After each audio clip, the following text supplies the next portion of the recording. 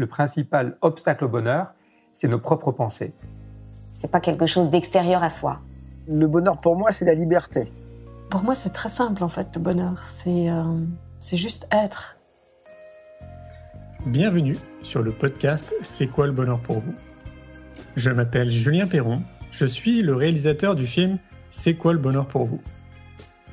Pendant plus de 4 ans, je suis parti à travers le monde pour interviewer 1500 personnes autour de cette question fondamentale. À travers ce podcast, on parlera bien-être, développement personnel et médecine douce. Je vous souhaite un merveilleux voyage sur la route de la connaissance de soi.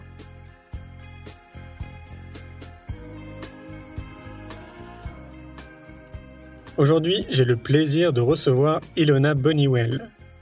Scientifique renommée dans le monde de la psychologie positive, Ilona est docteure en psychologie et dirige Positran, un organisme de formation en psychologie positive. Elle est également professeure associée à HEC Paris, l'École centrale Paris et l'Université Anglia Ruskin de Cambridge, où elle est responsable du premier master international de psychologie positive. Je vous souhaite une belle écoute. Aujourd'hui, je suis de retour à Paris, enfin précisément à Mantes-la-Jolie, à quelques kilomètres de Paris, toujours pour le documentaire C'est quoi le bonheur pour vous ? Alors, tu es l'une des spécialistes en psychologie positive, donc c'était obligé de passer te voir. Donc, c'est quoi le bonheur pour toi, Ilona ? D'accord, bien sûr, pour répondre à cette question, je dois utiliser les définitions plutôt psychologie positive pour moi. Donc, bonheur pour moi consiste de 2 parties. Donc, ce bonheur hédonique et bonheur eudaimonique. Donc, bonheur hédonique, c'est à quel point je suis satisfaite avec ma vie. Et une autre partie de ce bonheur hédonique, est-ce que je me sens bien ou pas? Donc, c'est en fait la satisfaction avec la vie, plus les émotions positives et pas trop des émotions négatives. Donc, ça, c'est ce qu'on normalement considère comme bonheur hédonique. Et après, on a une autre partie, c'est bonheur eudaimonique. Et en fait, c'est à quel point je trouve que ma vie, elle a le sens, que je continue à me développer, que je trouve épanouissement dans ma vie et je continue à vraiment, quelque part, pousser les limites pour vraiment trouver le vrai moi-même et j'arrive d'être bien en congruence avec moi-même.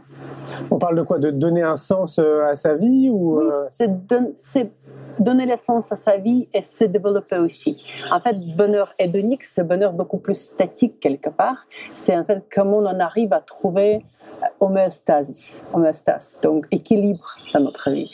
Et bonheur eudaimonique, c'est plutôt comment j'ai parfois détruit cet équilibre pour aller quelque part vers quelque chose dans quoi je crois. D'accord. Donc ça, c'est plus bonheur eudaimonique. C'est beaucoup plus concerné avec tout ce qui est développement, pousser les limites, dépassement de soi et le sens, bien sûr aussi. Ça voudrait dire qu'il y a des techniques pour équilibrer les choses ?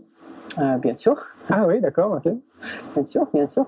Mais les techniques déjà pour équilibrer quoi ? Les 2 notions de bonheur sont très importantes, tous les 2, parce que bien sûr, on peut vivre dans le bonheur eudaimonique, mais parfois, dans cette vie, on perd le plaisir et on perd aussi cet équilibre personnel. On peut travailler un petit peu trop, on peut finir avec un burn-out. Donc, ce bonheur eudaimonique, c'est aussi très important. C'est vraiment là comment je peux profiter de ma vie, prendre plaisir, profiter de cette journée, belle journée, profiter du soleil. Donc, tout ça, c'est le bonheur hédonique. Mais tout le monde voudrait profiter de sa journée au maximum, mais globalement, quand tu regardes la société, on ne peut pas considérer que les gens soient dans ce bonheur hédonique. Pas toujours, mais quand même, bonheur eudaimonique, c'est très important parce que si en même temps, on perd l'essence dans notre vie, après, à la fin, on n'arrive plus à profiter du soleil, de journée non plus. Donc, les 2 sont très importantes. Oui, bien sûr, dans le sens de société, on est beaucoup plus dans le bonheur hédonique, clairement, et dans les valeurs concernées avec le bonheur hédonique aussi, bien sûr. Mais en même temps, si on n'a pas ce sens de développement, dépassement de soi et le sens, pourquoi vivre ? Alors, si on devait donner une recommandation, parce que j'imagine qu'il y a beaucoup de personnes qui nous écoutent et qui se disent « Ok, moi je fais comment ?» Je fais comment pour le bonheur hédonique ou eudaimonique ? Hédonique. Et Dominique? Et Dominique, ça c'est beaucoup plus développement, lecture, chercher les difficultés quelque part, chercher les challenges difficiles mais intéressants pour nous-mêmes, essayer de révéler nos propres forces, par exemple, qui je suis, quels sont mes talents et comment je peux être plus en accordance avec mes propres forces, où je dois aller pour être plus moi-même et en fait donner quelque chose à la vie, pas que prendre quelque chose de la vie. Donc c'est cet renversement de positionnement, parce que très souvent on cherche qu'est-ce que la vie peut me donner ou apporter, et la question ici plutôt qu'est-ce que la vie attend de moi, comment moi je peux apporter quelque chose à la vie. Ouais, comment je peux mettre à contribution mes talents? Tout à fait. Pour le bien commun, quoi. Exactement, exactement. Qu'est-ce que la vie attend de moi? C'est une bonne question pour commencer. Ah oui, c'est clair, c'est une vraie question philosophique. C'est une vraie question philosophique, ouais. Donc, Bonheur et Dominique, c'est un peu plus philosophique, mais en même temps, c'est pas que philosophique, parce que c'est tout ce travail, parce qu'après, si on a cette direction, après, faut aller. Faut faire quelque chose. C'est ça. Et normalement, comme tu fais quelque chose, c'est l'essence d'effort. On investit l'effort, on investit le temps, on investit nous-mêmes. Parfois, on prend les risques pour aller. Je suis d'accord. Quel est ton regard justement par rapport à notre société à l'heure d'aujourd'hui? Est-ce que tu as le sentiment qu'elle part un peu dans cette direction ou qu'on n'est pas du tout à se poser toutes ce Je pense une proportion de société, oui. Donc, comme on regarde tout ce qui est fait, tous les activistes autour de l'écologie, tous les gens qui essaient de vivre autrement, qui essaient vraiment de mettre en œuvre les principes, pas que les principes, mais vraiment les principes dans une manière pratique, comme on revient à l'agriculture écologique, par exemple, comme on revient à ce fonctionnement, comme on peut peut-être tout acheter, mais on choisit de ne plus acheter. Donc, bien sûr, on a une proportion de société, clairement, qui choisit à développer dans la direction de Dominique, clairement. Mais c'est juste une proportion. Et là, par exemple, tu m'as demandé donc les définitions de bonheur. Je peux aussi revenir à une autre définition de bonheur que j'aime beaucoup. Définition de bonheur utilisée par Bhoutan. Bhoutan, c'est un pays qui est très connu pour l'index de bonheur national brut. Eux utilisent une autre définition plutôt de bonheur durable, sustainable happiness. Donc ça veut dire quoi bonheur durable? Bonheur durable, c'est quelque chose déjà dans le durée. Donc c'est toi tu es heureux dans le durée, mais c'est le premier sens. Et le deuxième sens, encore beaucoup plus important, c'est le bonheur durable pour tous. Donc c'est le bonheur qui peut durer dans 100 ans, dans 200 ans.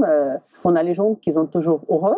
Donc ça veut dire que la planète elle est toujours là, les gens sont toujours là, et tous peuvent être heureux. Et donc ça veut dire que c'est vraiment le bonheur de l'écosystème, beaucoup plus global. Et aussi pour eux, bonheur durable, c'est pas que pour les êtres humains non plus.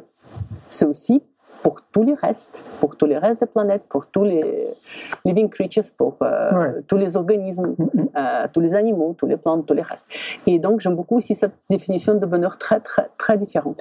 J'ai beaucoup travaillé avec eux, donc. Oui, j'ai consulté le gouvernement de Bhoutan pendant 1 an sur un grand projet et c'est comment en fait on peut développer les recommandations sociétales pour les gouvernements, pour les politiques publiques basées sur les principes de bonheur durable. Et mais j'ai aussi énormément appris. Pourquoi eux ils y arrivent et pourquoi par exemple nous en France on pourrait pas y arriver? Eux, ils ont quand même beaucoup moins dans les consommations. Dans le consumérisme, ils ont beaucoup moins ils ont été protégés déjà par les gouvernements d'abord, par les systèmes. C'est un petit pays, plus facile quand même à gérer que les grands pays comme les nôtres déjà. Bien sûr, ça ne veut pas dire qu'ils sont parfaits non plus. C'est un pays très pauvre avec plein de difficultés aussi, mais ils ont les principes. Et on a vu vraiment qu'ils arrivent à mettre ces principes en place. Donc, bonheur de monde, c'est plus important que les résultats immédiats. Donc, par exemple, ils ont installé les pôles d'électricité partout dans le pays. Après, ils ont trouvé que beaucoup d'oiseaux, ils ont mort sur les pôles. Et donc, qu'est-ce qu'ils ont fait? Ils ont désinstallé. C'est bien. Et c'est après cet énorme investissement financier pour un pays très, très pauvre. Parce que ce n'était pas acceptable qu'autant d'oiseaux peuvent mourir. Et donc, ça, c'est vraiment les principes qu'ils ont mis en pratique. Donc, ils ont limite, je ne me souviens pas combien, 1-2 heures par personne que tu peux couper pour te chauffer. Et c'est froid. Il fait très très froid à l'hiver. J'étais là à l'hiver et c'était, je peux garantir, c'était moins 20 pendant la nuit. Ah oui. Donc, il fait vraiment froid. Mais ils ont une limite puisqu'ils veulent conserver la forêt. Donc, c'est intéressant. Ça veut dire qu'il y a plus de bon sens là-bas qu'on peut avoir dans nos sociétés d'ultra-consommation, quoi, en gros, quoi. Tout à fait. C'est bon sens pour cette conservation vraiment des systèmes écologiques. Donc, bonheur pour tous.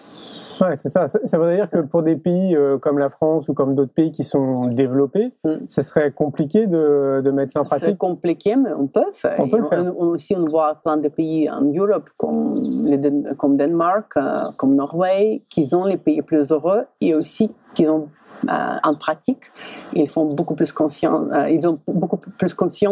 des questions écologiques et aussi ils font tout pour mettre tout ça en œuvre. Oui, complètement. Ouais. Ouais. Tu nous disais que tu étais resté 1 an au Bhoutan. Non, un an on a travaillé. Je restais que pour 4 jours. D'accord. Non, je ne pouvais pas. Est-ce que tu peux nous expliquer brièvement ton parcours, qu'on comprenne quelles sont tes aspirations, d'où tu viens, pourquoi tu t'es intéressé au Bhoutan, qui tu es finalement, quoi. Qui je suis? Donc, je suis un psychologue déjà. Je suis vraiment psychologue. Et je suis un psychologue spécialiste dans la psychologie positive de tout début. Donc déjà, comme j'étais étudiante en psychologie, quelqu'un m'a introduit ce concept de psychologie positive. J'ai entendu le mot psychologie positive. Qu'est-ce que c'est? Les sciences de bonheur, de bien-être, d'épanouissement. D'accord? Et dans 2 minutes, j'ai eu cette clique. Ah mais oui, mais c'est exactement ça. Qu'est-ce qu'il faut faire si on est le psychologue? C'est comprendre dans une manière scientifique, avec tous les autres scientifiques. On recommence. C'est pour comprendre avec tous les ressources scientifiques qu'on a, ça veut dire quoi? Les bonnes vies, on ferait les vies avec l'essence, comment on peut vraiment assister à cet épanouissement individuel et collectif. Donc, je me spécialisais dans cette question depuis 17 ans maintenant, et donc mon parcours d'abord c'était plutôt un parcours académique.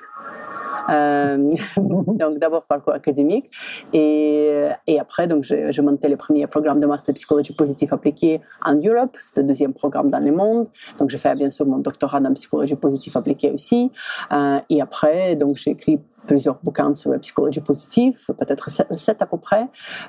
Et après, j'ai compris aussi que c'est très bien d'enseigner la psychologie positive à l'université. Et on a plein d'étudiants, mais aussi c'est peut-être plus important de faire quelque chose. Donc, je m'ai appliquée dans les psychologies positives vraiment beaucoup plus appliquées. Donc, c'est pas juste enseignement, mais vraiment qu'est-ce qu'on fait en entreprise pour assurer que les gens sont plus heureux et plus engagés dans le travail. Qu'est-ce qu'on fait à l'école pour assurer que les enfants apprennent les compétences de bonheur, aux compétences de bien vivre, de vivre mieux ensemble. Qu'est-ce qu'on fait si on est face à client, donc dans le sens de psychologue, donc psychologue thérapeute ou les coachs par exemple. Qu'est-ce qu'on fait avec ce client qui cherche peut-être quelque chose, et qu'est-ce qu'on fait dans les sens plus public, les gouvernements. Donc projet de Bhoutan, c'était par exemple ce projet donc, dans le cadre de mon activité plus consulting, donc aider ce gouvernement en fait à structurer avec un réseau des experts mondiaux.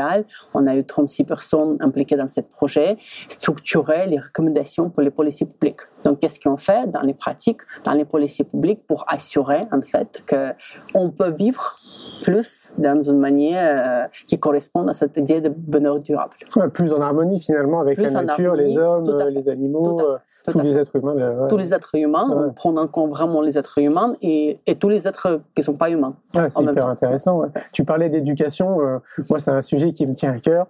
Bien sûr. Je ne sais pas si tu le sais, mais on est en train de créer une école pour les enfants que j'ai appelée l'école de la vie. C'est une école qui est inspirée de courants comme Steiner, Montessori, Freinet, Summerhill, etc. Super. Parce que je suis convaincu que tout part de là, tout part de l'éducation. Oui. Et le bonheur en fait partie, très clairement. Alors, quel est ton regard justement autour de l'éducation et du bonheur? Il faut que j'amène un bouquin pour montrer. Pour les ados motivés, on a pris en fait tous les avec Charlotte Tancrew, on a vraiment étudié tous les systèmes qui contribuent vraiment à cette école idéale, exactement Montessori, Steiner, Freinet, tout est là, et plus la psychologie positive ou l'éducation positive. Donc pour moi, c'est vraiment quelque chose qui me tient à cœur énormément. Donc je suis passionnée pour ce type de projet. Donc comment vraiment créer l'école où les enfants peuvent s'épanouir, où ils peuvent apprendre pour le plaisir et bonheur d'apprentissage, bonheur hédonique ici et hédomonique bien sûr, et pas que pour les notes, toujours. Les notes, ça ne veut pas dire que les notes sont mauvaises, mais pas juste apprendre pour avoir les bonnes notes, mais apprendre pour l'apprentissage lui-même, vraiment, où ils peuvent apprendre aussi comment vivre ensemble dans une société, mini-société, comment communiquer ensemble bien, comment c'est comprendre déjà, comprendre ses propres talents, donc oui. La vie, quoi. Oui, absolument, c'est la vie, on est d'accord, parce qu'on la vie. Ça, c'est par exemple, ça c'est notre boîte sur l'éducation positive, donc la vie, on retrouve ici ce qu'on la vie. Super.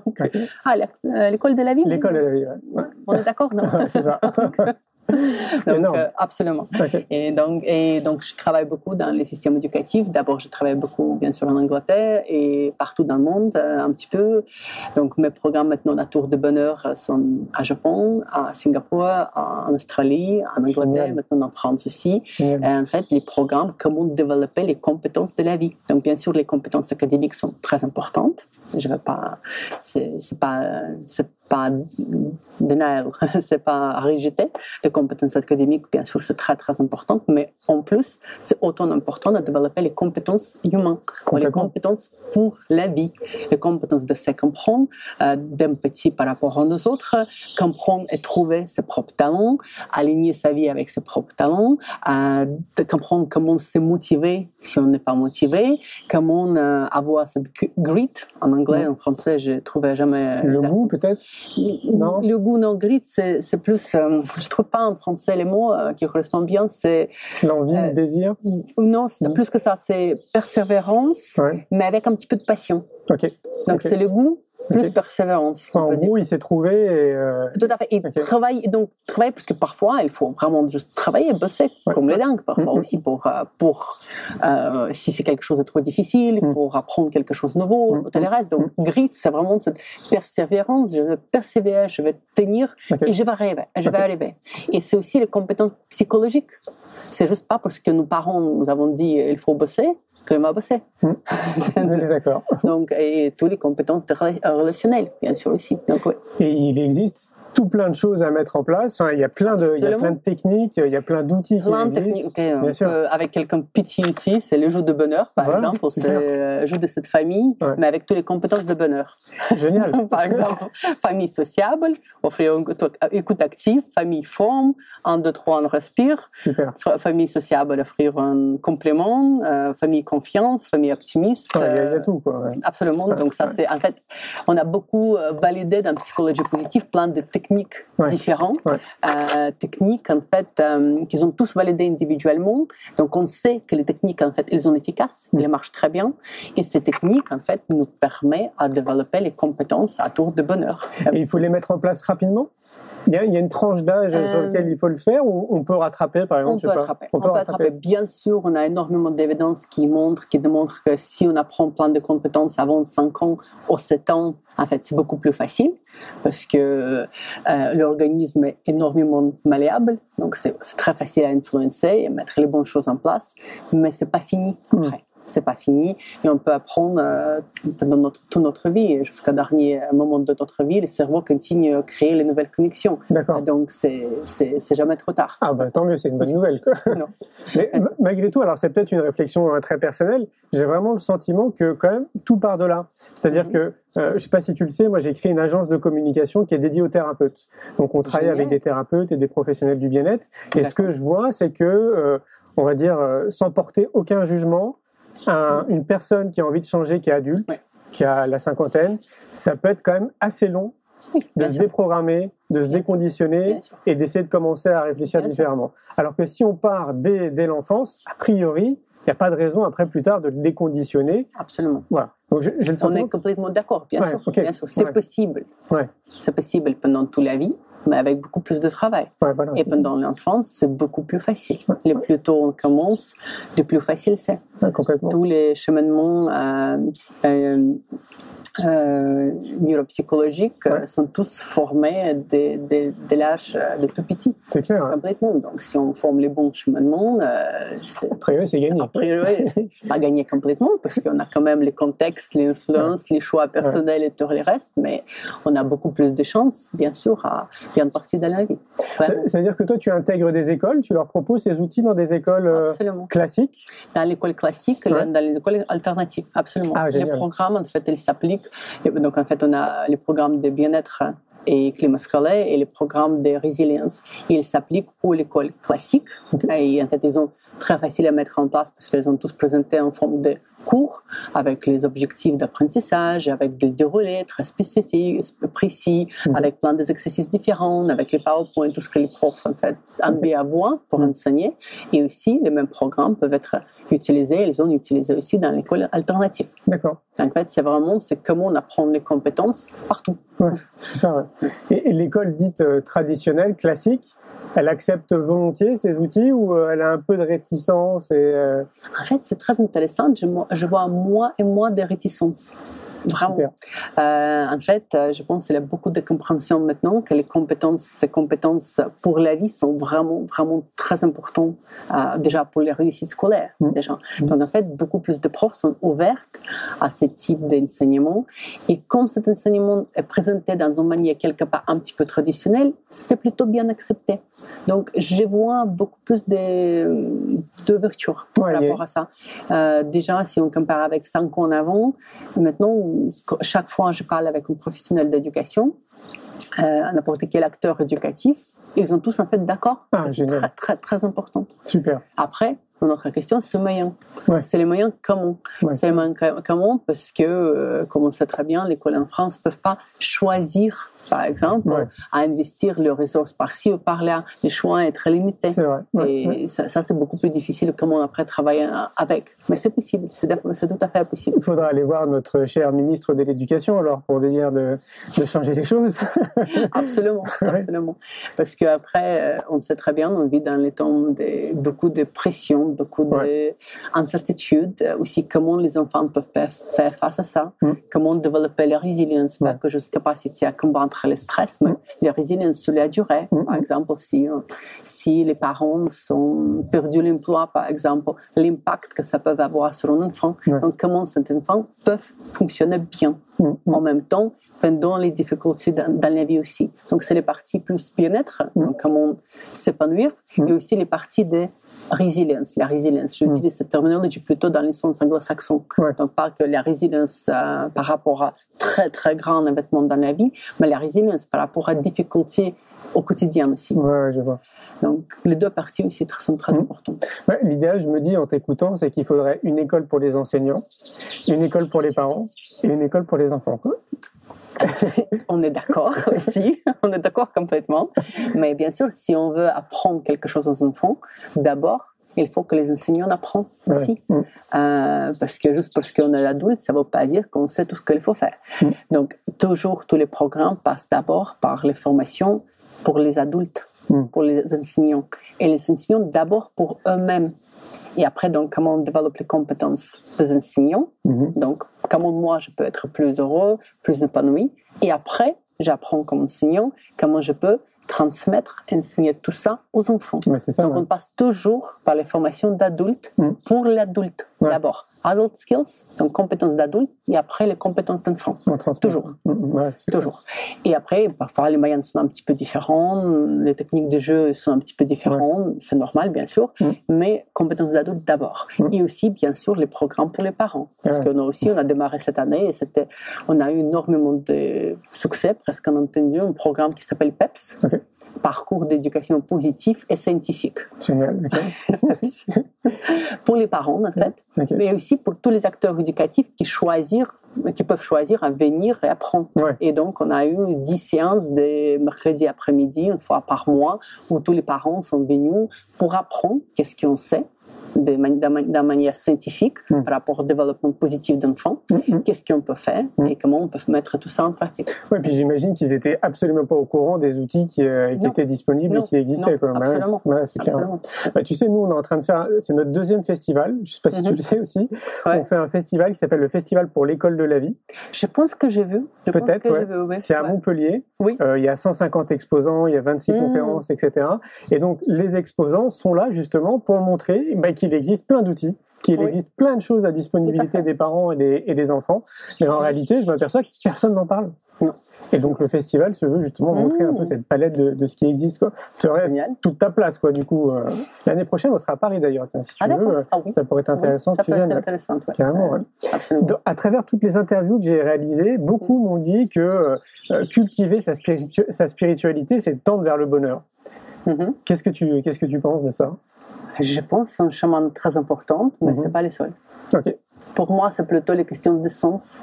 Okay. Et pour quelqu'un, ça peut être la spiritualité qui donne cette réponse au sens. Et pour quelqu'un d'autre, ça va être une autre réponse. Okay. Donc, pour plusieurs d'entre nous, je pense que la spiritualité, c'est ça qui amène le sens. Mais on peut aussi avoir la spiritualité humaniste pour quelqu'un qui ne croit pas en Dieu, par exemple. Et donc, qui va avoir cette démarche spirituelle, mais peut-être ne va pas utiliser les mêmes mots, le même vocabulaire. Parce que c'est plutôt spiritualité humaniste. Donc, spiritualité, oui, mais plutôt cette question de sens. Question de sens pour moi qui est plus important, plus primaire. Et après, comment on répond à cette question de sens, ça dépend d'individus. Ça dépend de ton chemin, quoi. Ça dépend de tes rencontres, de tes lectures, de ce qui va vraiment résonner en toi à un moment donné dans ta vie, quoi. Toi, tu as eu un déclic. Tu as eu un déclic à un moment donné. Bien sûr, moi, ce déclic vraiment très très vite. J'ai entendu les mots psychologie positive, je trouvais les sens parce que pour moi, les sens, c'était comment utiliser toutes les ressources énormes de psychologie pour apporter quelque chose à ce monde et pas que pour les gens qui ont une difficulté. Parce que là, je pense qu'on fait déjà plutôt pas mal comme travail. En fait. On fait beaucoup de travail très important comme psychologue, bien sûr, mais aussi qu'est-ce qu'on peut apporter à tous les restes du monde. Les gens qui fonctionnent normalement, ok, pas mal, comme ci, comme ça, différemment. Mais qu'est-ce qu'on peut apporter? Parce que entre fonctionnement normal et fonctionnement épanoui, on a quand même une différence très importante. Et pourquoi on ne peut pas tous fonctionner mieux? Et de là, tu t'es dit, il faut que j'aide les gens. Et là, je me dis, c'est là où je veux aller, j'en vais aller. Et je suis rentrée dedans et je ne me suis jamais arrêtée. Et je continue à apprendre tout le temps, écrire tout le temps, trouver les recherches différentes tout le temps. Et après, pour moi, vraiment, les passions, c'est communiquer et montrer les exemples des vraies ressources qu'on peut utiliser, qu'est-ce qu'on peut vraiment mettre en place pour changer, parce qu'on sait très bien que le changement dans une manière durable, c'est pas quelque chose de très facile où on peut facilement arriver. C'est difficile à changer le comportement, c'est difficile à changer les habitudes. Donc, on peut faire plein de choses, mais c'est pas que juste faire plein de choses, en fait, c'est pour faire moins des choses, mais mieux. Oui, c'est ça, Dans une manière plus durable, sur plus long terme, pour arriver en fait vraiment changer les habitudes. J'ai rencontré Jacques Lecomte, que tu dois connaître. Bien sûr. Et on a abordé la thématique du bien-être. Et de mémoire, je trouvais qu'il y avait quand même une similitude, en tout cas quelque chose de très proche entre ce bonheur et le bien-être, quoi. En gros, cultiver son bien-être, et encore, il faut donner une définition à bien-être, nous permet, s'il y a une définition universelle, de tendre vers le bonheur. Ça serait quoi pour toi, cultiver le bien-être? Pour moi, en fait, j'ai un petit peu de difficulté entre bonheur et bien-être maintenant entre anglais et français. Parce que si je prends les langues anglaises, bonheur, c'est quelque chose beaucoup plus spécifique par rapport à bien-être. Well-being, c'est quelque chose beaucoup plus large que bonheur. Holistique. Well-being, oui, holistique, pas que holistique. Well-being, c'est une très grande catégorie par rapport à bonheur. Bonheur, c'est quelque chose qui est beaucoup plus hédoniste, en fait. Plus plaisir. Happiness, bonheur. Si on prend les langues françaises, c'est exactement l'opposé. En fait, bonheur, c'est une catégorie beaucoup plus large que bien-être. Okay.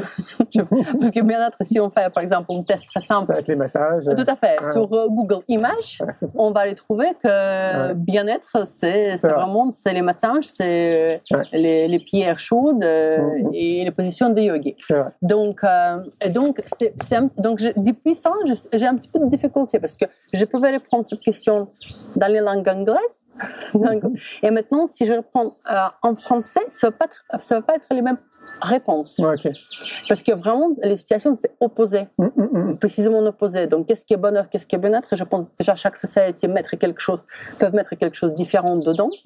En plus, par exemple, pour être très compliqué, bien-être subjectif en anglais, subjective well-being, c'est en fait un terme scientifique qui est utilisé pour exprimer le bonheur hédonique. Donc, on a encore les confusions entre les terminologies.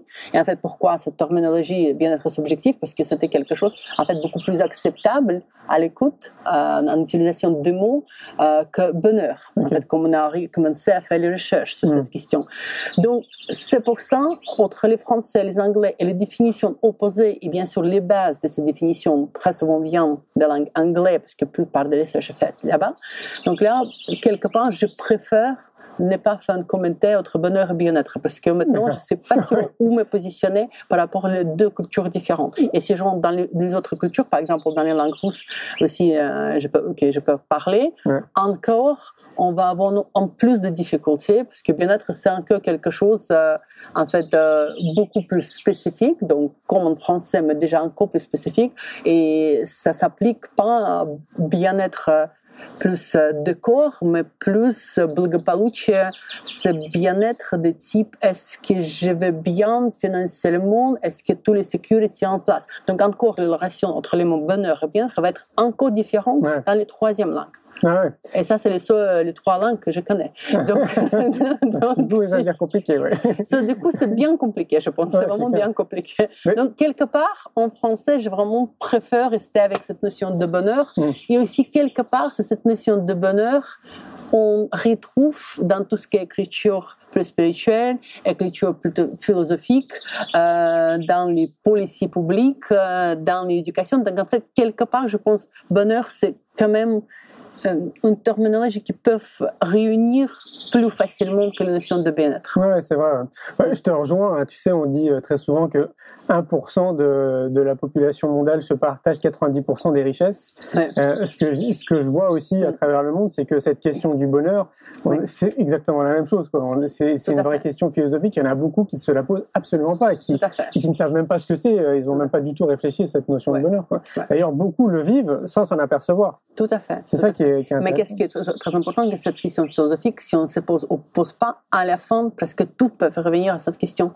Parce que si on demande la question pourquoi, donc pourquoi tu travailles, pourquoi tu te lèves chaque jour, pourquoi, donc à la fin, donc pour gagner d'argent, par exemple, pourquoi pour gagner d'argent, pour tout le reste. En fait, à la fin, presque chaque fois, on va répondre à cette question pourquoi, on va arriver à la fin parce que je veux être heureux.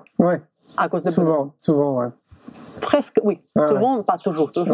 Parfois, c'est juste pour survivre, bien sûr. Mais sinon, très souvent, on va arriver parce qu'en fait, j'ai envie ou je cherche à être heureux. C'est clair. Ah bah oui, tu peux interroger n'importe qui dans la rue, tu lui poses la question, il a envie d'être heureux.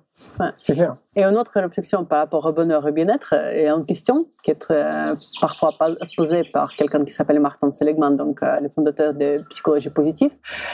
Si vous avez qu'un mot, deux mots, en sens de parents, vous comme parents, nos enseignants, qu'est-ce que vous souhaitez le plus pour vos enfants? Tu me poses la question? Oui. Alors moi, j'ai pas d'enfants. D'accord. Mais bon, je souhaiterais qu'ils soient heureux. Exactement. Donc, c'est comme vous, comme enseignant, comme quelqu'un qui crée une école, acteur éducatif. Normalement, parents, acteurs éducatifs, les réponses, c'est toujours bonheur, être heureux. Et c'est jamais bien-être, en fait. C'est intéressant. C'est intéressant. Et ça, c'est dans tous les pays. En anglais, en français. Les réponses vont être toujours, presque toujours, donc à 90-95%, heureux ou bonheur et pas bien-être. C'est intéressant. Sur les 1500 personnes que j'ai interrogées, je rebondis sur ce que tu dis, il y en a 1 sur 4 qui me regarde dans les yeux et qui me dit « je ne sais pas ce que c'est le bonheur pour moi ». Ok. Ouais. Pourtant, je suis sûr que si on le posait cette question, il dirait « j'ai envie d'être heureux ». Ouais. Mais il ne sait pas donner une définition. Ouais. Curieux quand même. Hein. Curieux quand même. Ouais, ça demande. En tout cas, moi, ça m'a poussé à la réflexion. Je me suis dit, c'est pas possible. Comment on peut, à l'heure d'aujourd'hui, en 2016, ne pas avoir de définition du bonheur, quoi, ne pas se dire. Bon, bah, je sais pas, c'est être avec ma femme, être avec mes enfants, ne serait-ce que ça, par exemple. Oui, c'est intéressant. Non, il y en a beaucoup qui ne savent pas. Ah, c'est intéressant, parce qu'en fait, on a fait cette recherche que je n'ai jamais publiée. C'est à peu près 12 ans que je le fais, et c'est une des choses que je fais, mais... Ok, je peux expliquer par contre. On a fait poser cette question, c'est quoi le bonheur pour vous, à 1000 Anglais. Okay. Mais anglais randomisé, donc anglais pas tous des mêmes coins, téléphonés partout dans le pays, donc vraiment de toutes les classes différentes, tous les âges différents, genres différents. Donc c'est quoi le bonheur pour vous? Une question très simple. Et là on a eu les réponses et c'est intéressant parce que tout le monde sont en fait arrivé à donner les réponses. Ah bien. Mais vraiment, okay. On n'a pas eu les réponses, ah non je sais pas. Okay. Donc on a les réponses, les premières catégories des réponses c'était tout ce qui est relation. Okay. Donc, être avec ma femme, les enfants, donc, les amis, tout ce qui est relation. Okay. Le deuxième réponse, c'était paix. Sérénité, paix, équilibre, satisfaction, en fait. Okay. Donc, contentement. Donc, être contente. Ouais. Pas contente, c'est pas la même chose. Satisfaction. Ouais, c'est plus satisfaction. Contentment. En anglais, c'était contentment. Paix.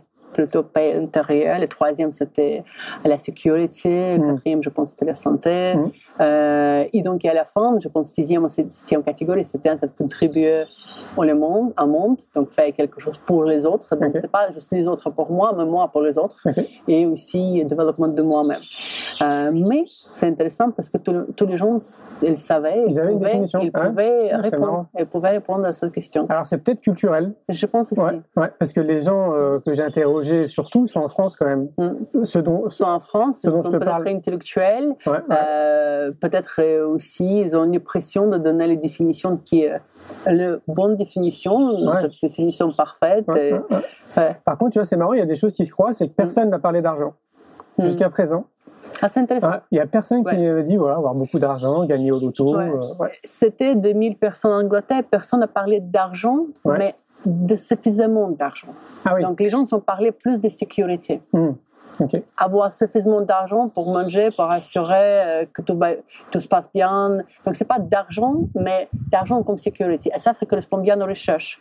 Parce qu'on sait très bien que d'argent jusqu'à quelques niveaux où tu peux satisfaire tes besoins fondamentaux, des suivis, sont très importants pour le bonheur. Et après, non.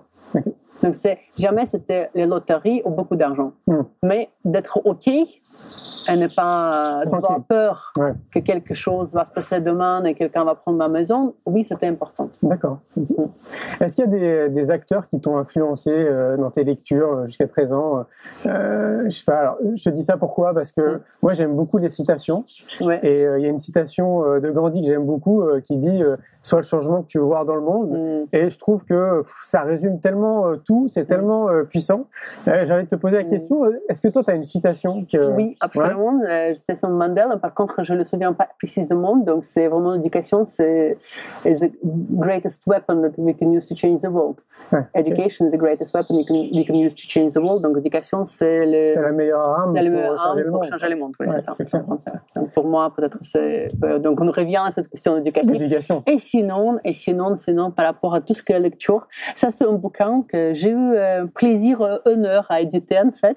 Et c'est 1200 pages ou quelque chose comme ça, et c'est plein d'auteurs qui m'ont influencé énormément sur le bonheur. Et donc on a tout le monde, on a demandé à tout le monde à exprimer sa définition de bonheur, de perspective donc spirituelle, historique, philosophique, éducation, entreprise, psychologique, tout le reste. Et donc oui, je peux recommander beaucoup de lectures. En fait, c'est pas moi, c'est tous les autres gens qui sont dedans, qui en fait partageaient leur vision sur qu'est-ce que c'est le bonheur. C'est un peu la Bible du bonheur. C'est la Bible du bonheur. C'est Oxford Handbook of Happiness.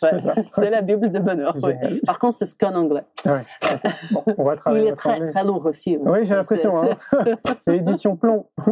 Absolument. Ouais, mais c'est une question passionnante. C'est une question passionnante et c'est exactement les questions qu'on se demandait depuis des millénaires. Bah oui, les philosophes, s'est posé cette question. Tout à fait. Et ce bonheur hédomonique, en fait, à la fin, on arrive à utiliser le terme aristotélien. Ouais. Donc, c'est Aristote qui a utilisé bonheur. Pour lui, c'était eudémonie, vivre en accordance avec les valeurs. C'était plutôt les valeurs sociétales, pas les valeurs personnelles, comme on utilise maintenant. Donc, l'essence de bonheur eudémonique, c'est pas exactement pareil entre Aristote et nous-mêmes, comme on utilise maintenant dans la psychologie moderne, mais quand même, les terminologies viennent quand même de lui. Ouais, bien sûr. Ouais. Ouais. Je suis en train de me dire, finalement, tu nous as pas donné ta définition à toi. Je pense que je suis trop affectée. Je suis trop affectée. Je peux plus séparer mon cerveau de scientifique et psychologue positif de moi-même ici. Donc pour moi, c'est vraiment le bonheur, c'est l'équilibre entre le bonheur hédonique et le bonheur hédomonique. Et comment trouver les deux dans notre vie.